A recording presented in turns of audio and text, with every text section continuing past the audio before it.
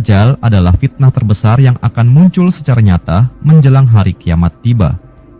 Tidak ada seorang nabi pun kecuali mengingatkan umatnya akan fitnah Dajjal, termasuk Nabi Muhammad. Beliau bersabda, sejak diciptakannya Nabi Adam hingga datangnya hari kiamat, tidak ada perkara, fitnah, yang lebih besar daripada Dajjal. Nabi bersabda, sesungguhnya Dajjal akan muncul dengan membawa semacam surga dan neraka. Sesuatu yang dikatakan sebagai surga oleh Dajjal, maka itu sebenarnya neraka. Beliau juga memperingatkan kita, barang siapa mendengar berita kehadiran Dajjal, maka usahakanlah untuk menghindar menjauh dari dia. Demi Allah, ada kalanya seseorang didatangi oleh Dajjal dan ia menganggap Dajjal sebagai seorang mukmin sehingga ia menjadi pengikutnya karena diperlihatkan kepadanya berbagai macam syubhat. Dan masih banyak lagi hadis-hadis lainnya mengenai Dajjal ini.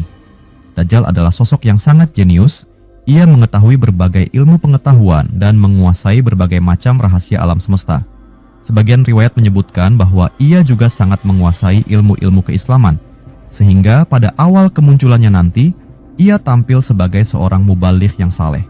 Ia bisa menampilkan berbagai macam keajaiban karena pengetahuannya akan rahasia alam semesta, dan tentunya karena diizinkan oleh Allah, sehingga pengikutnya makin banyak. Lama-kelamaan, ia mengaku dirinya sebagai nabi. Dan ketika makin banyak orang yang memujanya, ia mengaku dirinya sebagai Tuhan. Tidak ada riwayat pasti yang menjelaskan kapan Dajjal ini dilahirkan. Seorang ulama, pemikir dan jurnalis dari Mesir bernama Syekh Muhammad Isa Daud menyatakan bahwa Dajjal dilahirkan sekitar 1 abad sebelum Nabi Musa dilahirkan. Kesimpulan itu diambil berdasarkan kajian mendalam beberapa ayat-ayat Al-Quran, berbagai hadis-hadis Nabi, dan berbagai macam manuskrip literatur kuno yang beliau dapatkan dari berbagai daerah di Timur Tengah. Orang tua Dajjal itu tinggal di daerah Samirah, sebuah daerah kecil di Palestina, yang di kemudian hari menjadi kota besar, ibu kota dari kerajaan Nabi Daud dan Nabi Sulaiman. Masyarakat Samirah itu adalah para penyembah berhala dan pelaku berbagai macam kemaksiatan, termasuk sodomi dan liwat, homoseksual.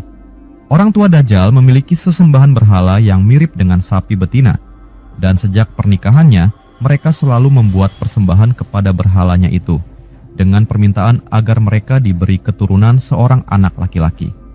Setelah 30 tahun berlalu, barulah istrinya mengandung dan melahirkan seorang anak laki-laki, tetapi kedua matanya cacat. Satu saja yang bisa melihat dan tubuhnya tidak banyak bergerak.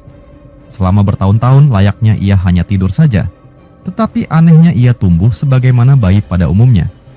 Pada umur 4 tahun, di suatu malam ia bergerak meninggalkan tempat tidurnya di antara ayah ibunya dan berpindah ke sebelah berhala mirip sapi betina itu dan tidur di sana. Beberapa kali dikembalikan, ia berpindah lagi ke sisi berhala itu tanpa diketahui siapapun. Keadaan yang menghebohkan itu sempat membuat ayahnya diperiksa dan ditahan oleh hakim. Ketika ia berusia 5 tahun, Allah menimpakan azab pada penduduk Samirah. Buminya diguncang gempa amat keras hingga tanahnya terbalik seperti yang terjadi kaum Sadumi dan Amurah. Anehnya, anak kecil berusia 5 tahun itu selamat, tinggal sendirian di antara reruntuhan puing-puing yang berserakan. Sepertinya Allah mempunyai rencana besar dengan anak kecil tersebut dan memerintahkan Jibril untuk memindahkan anak tersebut ke suatu pulau terpencil di antara berbagai pulau di belantara Laut Yaman, bagian dari Samudra Hindia. Walau terpencil, pulau tersebut memiliki semua kelengkapan untuk kehidupan, air yang segar, buah-buahan, dan berbagai jenis makanan lainnya. Di sana juga ada gua yang cukup besar dan nyaman, yang bisa melindunginya dari panas dan hujan. Allah menugaskan Jibril untuk merawat dan mengajari anak kecil tersebut, khususnya tentang akidah dan keimanan, termasuk tentang akan datangnya Nabi Muhammad sebagai penutup para nabi dan rasul. Secara khusus, Allah menciptakan seekor binatang berbulu sangat tebal yang bisa berbicara seperti manusia, yang disebut Al-Jassasah, yang selalu memata-matai. Al-Jassasah inilah yang sehari-harinya mengajar anak kecil, calon fitnah akhir zaman, Dajjal. Ajaran-ajaran yang disampaikan malaikat Jibril itu tertulis pada 7 buah panel dinding batu yang ada di salah satu bagian dari pulau tersebut. Setelah bertahun-tahun tinggal di pulau itu dan ia makin dewasa, suatu ketika ada perahu yang merapat di pulau tersebut dan ia dibawa serta keluar pulau. Mereka beranggapan lelaki itu mungkin korban dari salah satu perahu yang tenggelam dan terdampar di pulau itu. Mereka menurunkan calon Dajjal ini di daratan Yaman yang jaraknya sekitar 4.000 km dari pulau tersebut.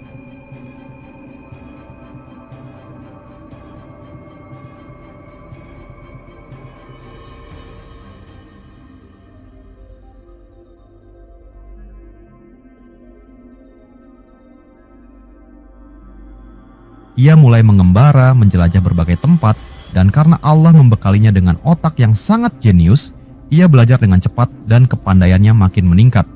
Dengan mudah pula menyesuaikan dirinya dengan lingkungan baru. Ia menamakan dirinya dengan Ibnu Samirah, dinisbahkan pada tempat asalnya seperti diceritakan Al-Jassasah. Ia bekerja menjadi pelayan seorang filosof Yaman.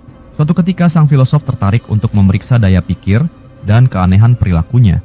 Dan akhirnya sang filosof menyimpulkan, jika engkau bisa hidup lama, engkau bisa menjadi seorang raja yang sangat adil, atau sebaliknya, raja yang sangat lalim.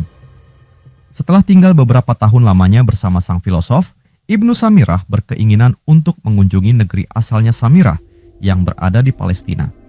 Ia membeli sebuah perahu besar dan menggaji beberapa nelayan untuk menjalankannya. Segala kebutuhan dan perlengkapan juga dipersiapkan dalam perahunya itu.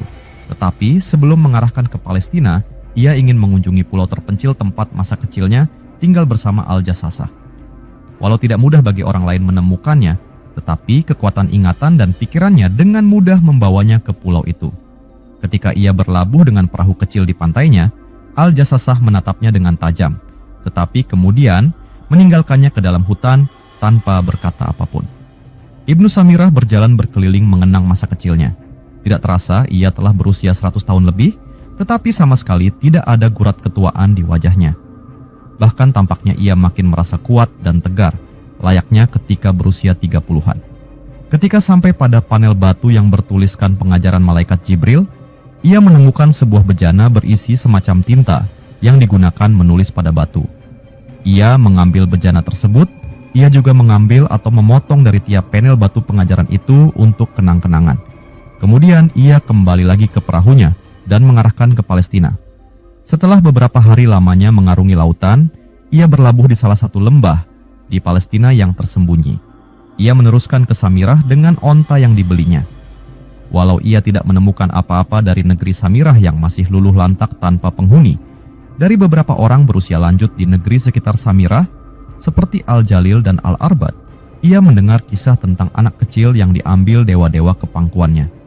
Ada juga kisah selentingan tentang anak kecil yang diculik malaikat ketika terjadi bencana besar yang menghancurkan Samirah. Kisah-kisah tersebut seolah membenarkan jati dirinya seperti yang diceritakan oleh Al-Jassasah.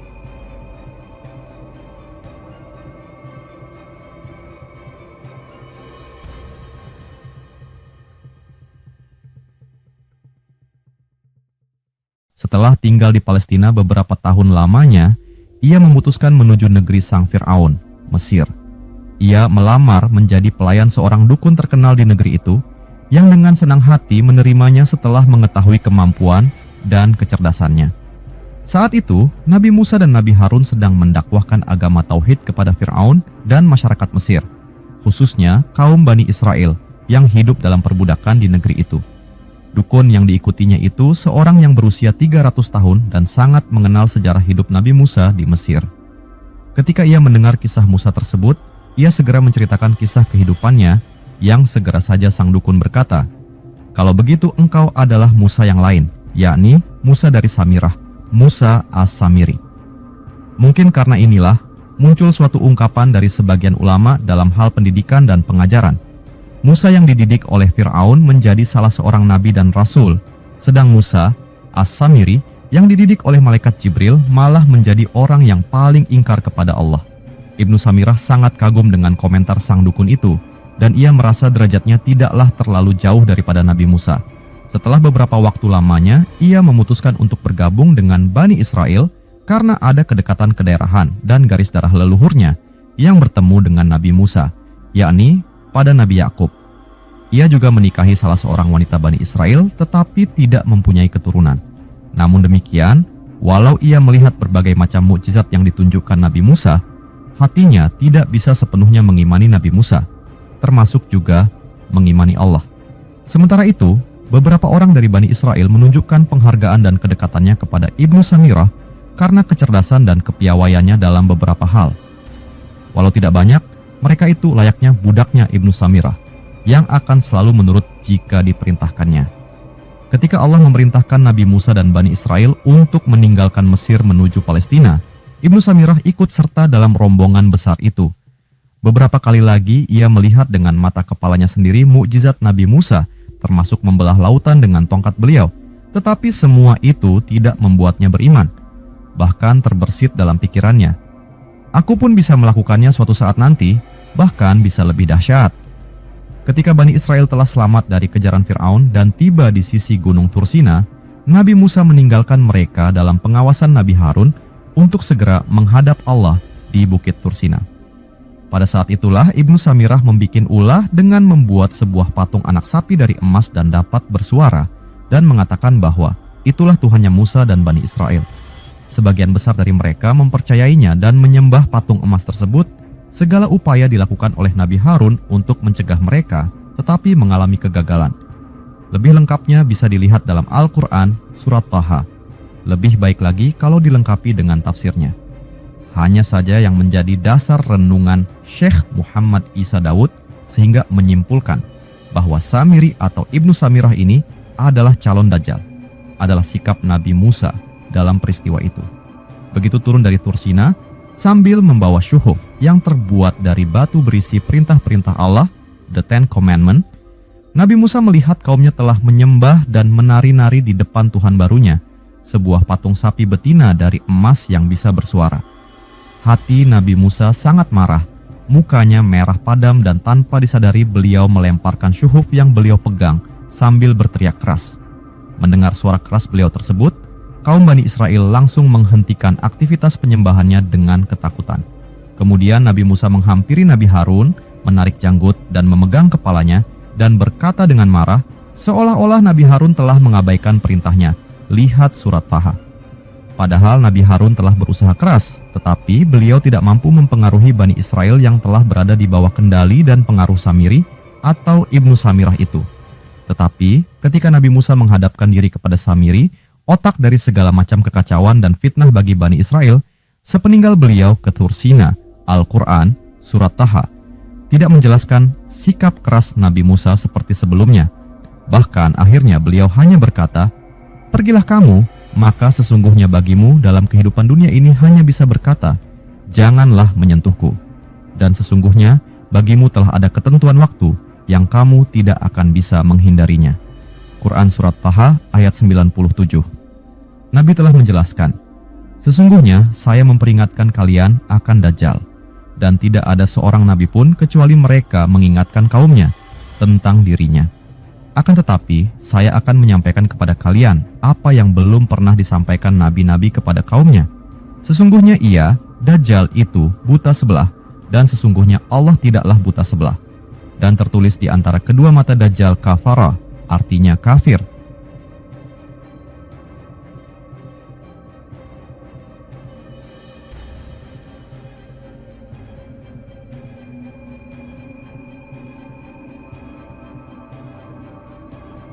Mungkin saat Nabi Musa berhadapan dengan Samiri, beliau melihat tanda-tanda Dajjal dalam dirinya.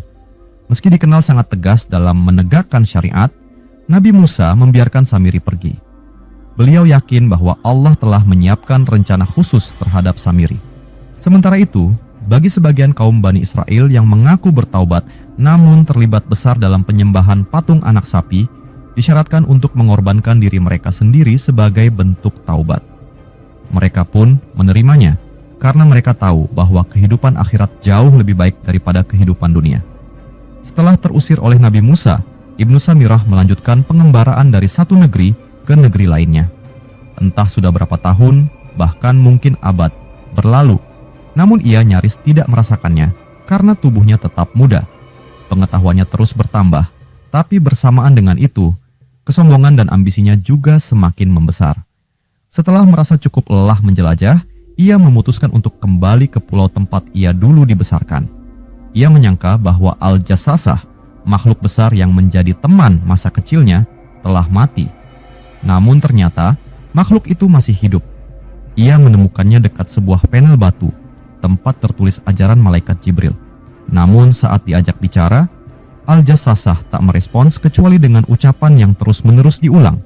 La ilaha illallah, lahul mulku, walahul hamdu, yuhyi wa yumi'it, wa huwa ala kulli syai'in qadir. Setelah sekian lama hidup di pulau itu dalam kesunyian, Ibnu Samirah kembali melanjutkan perjalanan. Ia mendengar kabar tentang seorang nabi yang membawa kehebohan, Al-Masih, yakni Nabi Isa. Kali ini, ia tidak langsung menemui Nabi Isa sebagaimana ia lakukan terhadap Nabi Musa. Ia memilih mengirim seorang utusan sambil menunggu di luar. Ia menitipkan pesan, "Jika engkau benar-benar seorang nabi, katakan siapa aku yang sedang menunggu di luar." Ketika utusan itu menyampaikan pesan tersebut, Nabi Isa terdiam sejenak, lalu bersabda, "Wahai saudaraku, katakan pada orang yang mengutusmu itu, sesungguhnya Allah yang Maha Perkasa lagi Maha Agung menerima taubat dan mengampuni semua dosa hambanya. Jika ia benar-benar mau bertaubat dan mengesahkan Allah, maka ia akan kembali suci. Allah lah yang melindungi seorang anak kecil dari kekejaman penguasa yang menjaga dan membesarkannya di sebuah pulau penuh makhluk raksasa. Allah pula yang mengajarkan kepadanya makna tauhid dan salat melalui perantara malaikat Jibril. Maka jika ia beriman kepada Al-Masih, sang utusan Allah, dan kepada Injil yang diturunkan kepadanya, niscaya Allah mengampuni fitnah yang pernah ia sebarkan kepada Bani Israel." Mendengar pesan itu, Ibnu Samirah langsung beranjak pergi. Pengalaman pahit bertemu Nabi Musa tampaknya membuatnya enggan untuk bertemu dan bersatu dengan Nabi Isa. Terlebih, dalam hatinya tidak ada niat sedikit pun untuk bertaubat. Ia kembali meneruskan pengembaraan ke berbagai penjuru dunia. Setiap kali ia mendengar ada wilayah yang belum pernah ia datangi, ia segera menuju ke sana. Berabad-abad berlalu tanpa disadarinya, sampai akhirnya ia kembali merindukan pulau tempat Al-Jassasah tinggal. Ia pun mengarahkan perahunya ke sana. Saat tiba, ia menambatkan perahu dan berjalan menuju gua lamanya. Namun, tiba-tiba Al-Jassasah muncul menghadangnya. Kali ini, ia tidak sendiri. Bersamanya ada 20 makhluk bercahaya. Wajah mereka bersinar seperti matahari. Tubuh mereka menjulang setinggi pepohonan. Masing-masing membawa rantai berkilauan, terbuat dari logam yang tidak dikenali Ibnu Samirah, meskipun ia ahli dalam ilmu tambang. Tiba-tiba, rasa takut yang sangat dalam menyergapnya. Selama ini, ia tak pernah merasa takut, bahkan saat berhadapan dengan Nabi Musa dan fitnah patung anak sapi yang dibuatnya. Namun kini, ketakutan itu menghapus seluruh kepercayaan dirinya. Ia lupa pada kecerdasan, kekuatan, kesombongan, dan segala kelebihan yang selama ini ia banggakan. Dengan suara gemetar, ia bertanya, "Apa ini? Siapa mereka? Bagaimana mereka bisa sampai di sini?"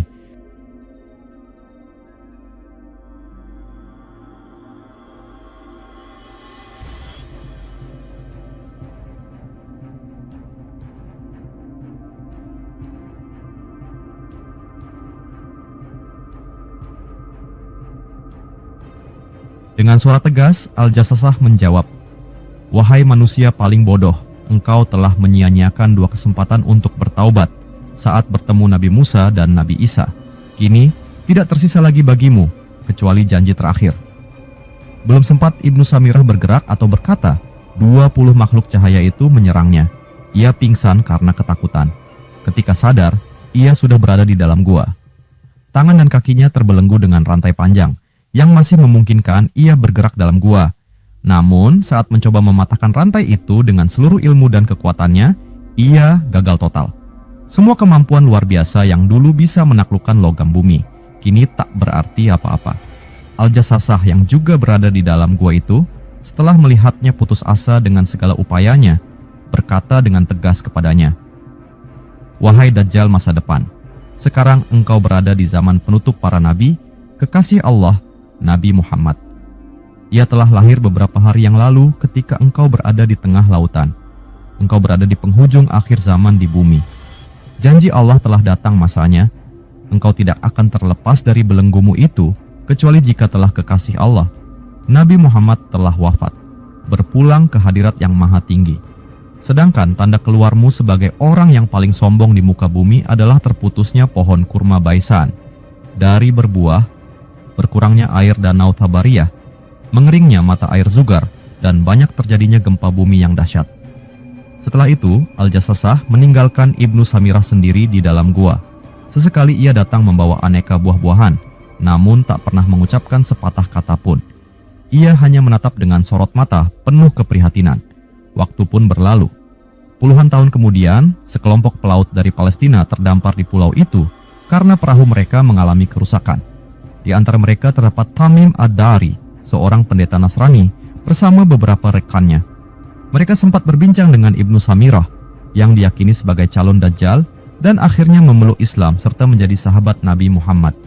Dalam versi yang disampaikan oleh Syekh Muhammad Isa Daud, setelah Rasulullah wafat, tiba-tiba belenggu yang mengikat Ibnu Samirah menjadi lunak dan mudah terlepas. Ia segera meninggalkan pulau itu dan tampaknya tak pernah ingin kembali lagi setelah mengalami 63 tahun dalam hitungan Qamariyah Syaf Hijriyah atau 61 tahun Masehi, terbelenggu dalam keadaan lemah dan tak berdaya. Al-Jassasah mengiringi kepergiannya dengan doa laknat, sebagaimana laknat yang pernah ditimpakan Allah kepada iblis.